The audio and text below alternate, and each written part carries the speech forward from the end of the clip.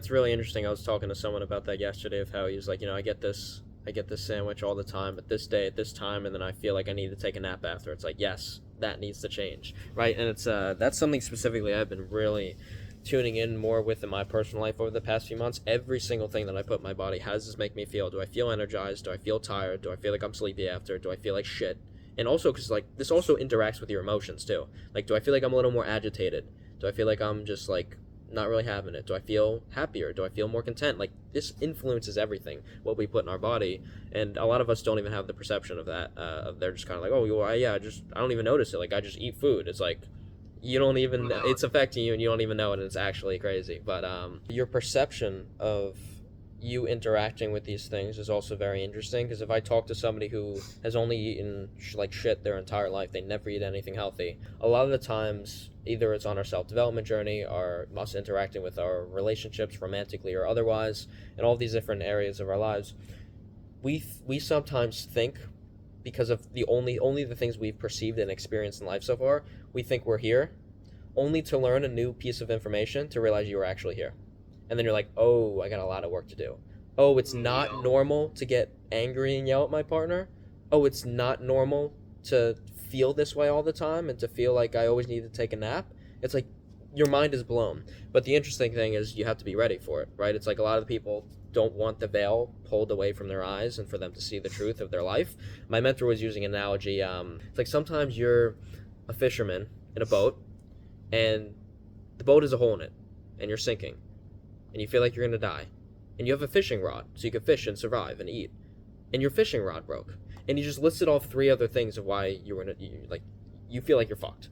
And this is most people's current state of reality. You just think you're fucked. Oh yeah. Sometimes you can have a veil put over your eyes of you think everything's fine when you're drowning, and it only gets to a certain point when you're drowning where you're cooked. And also, I was talking to my friend the other day who he was a guest speaker on in the group. So if you want to go look at that guest speaker call, he talks a lot about relationships and interacting with women. So that one was really good. You might want to check that out. He was giving me this example. We were talking about relationships, just kind of going over some voice notes over Instagram yesterday, and he was talking about, like, it's astonishing to me how many men I talk to who are in failing relationships, and it's like, well, I've been with her for so long, so we just have to stay together.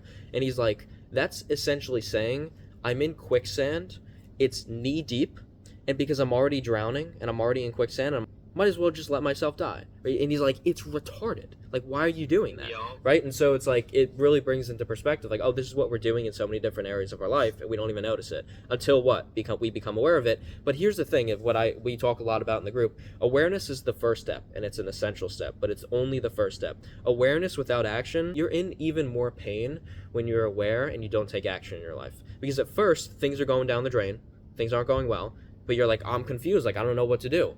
Then when you become aware of why things are going the way you are and how you're actually contributing to it too, now you have a responsibility to change something, right? And a lot of people have never taken responsibility for their life in their entire life, in their 15, 20, 30, 50 years of life. And so to look at yourself after that long of not doing anything to improve yourself and say, I'm the fisherman in the boat drowning, you have to actually want to improve yourself. Because if you're no responsibility, you're not ready to face yourself, you'll see yourself drowning, you'll be like, I'm fucked, I'm done. Life is over. Yeah. Or you say, I'm drowning, I'm in a really difficult situation, how do we figure this out? And you figure it out. That's what we need to do in all these different areas, and that's like, self-development as a whole. It's realizing what you're going through, the insecurities you have, the lack of vulnerability, the lack of interaction in the relationship with yourself and the people you're actually currently in a relationship with, but you kind of pretend that you're in such a close relationship and you're intertwined when you're really actually here.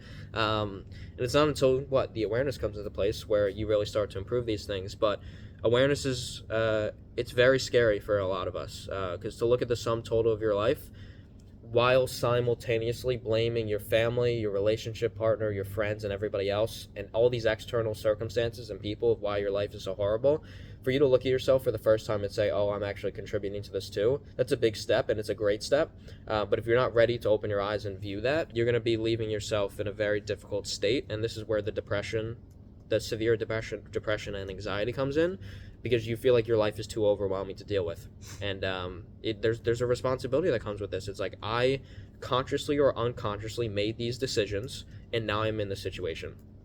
blaming other people does absolutely nothing for our life. Even because, look, there's things that people have done to us that influence our perception, how we view the world, how we view ourselves and go about life, that seem to put us in a very negative state. It programs us in a negative state of our consciousness. It takes a lot of work to be able to undo that, but it takes that's the hero's journey, to look at yourself and be like, all the movies that we watch and resonate with, and it's like, wow, it was so cool that they went through all those challenges, and then life was great, and they found the love of their life, and now they're successful in their career, and now they love everything. We look at that, and we enjoy the movie, we turn it off, and go back to our lives, and be like, all right, this is just my life, it's never going to be that, but, like, that was a cool movie to interact with, because it reminds me of a part of myself that I wish I was, but I'm not, and I feel like I never can be, and I'm hopeless. And then you start to take it, now you interact with movies, which is what I do now. It's like I interact with the movies and I say, oh, that person did that, they went through that challenge, they overcame that. How does that directly apply to my life? How can I do that? How can I be that main character? Because that's exactly what we are. The main character in the story, this is our life. Putting spirituality aside of whether you continue life after you die, your spirit carries on, who knows. But at least for right now, you're the main character in your life. Treat your life like a movie.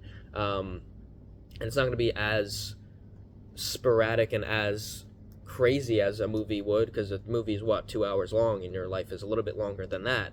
And so you're going to have times where it's boring, where you're like, I'm just doing the same disciplined thing, I'm working every day, I'm making this amount of money, I'm doing this, but it's like, okay, what can I work to do to start to change this, to start to evolve, to start to grow? And I mean, you personally, you're like, just from us having our first call together, I mean, you're already so much on the right track, and you tell me how you study these things already, and these concepts, and you're already into all the mindset stuff, and on your drives, like, you'll listen to the podcast and then read the books. I think this is going to be a really good place for you, and I think we're going to interact with a lot here, and you're going to really start to develop yourself even further to another level that I think you're going to find very beneficial for yourself.